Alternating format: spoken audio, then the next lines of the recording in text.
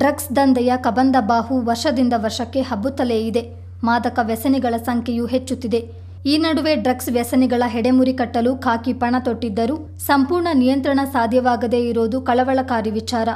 ಅಂತಾರಾಷ್ಟ್ರೀಯ ಮಾದಕ ದ್ರವ್ಯ ವಿರೋಧಿ ದಿನಾಚರಣೆ ಅಂಗವಾಗಿ ಕೊಡಗು ಜಿಲ್ಲಾ ಪೊಲೀಸ್ ಹಾಗೂ ಮಡಿಕೇರಿ ನಗರ ಸಂಚಾರಿ ಪೊಲೀಸ್ ಠಾಣೆ ವತಿಯಿಂದ ಜಾಗೃತಿ ಕಾರ್ಯಕ್ರಮ ನಡೆಯಿತು.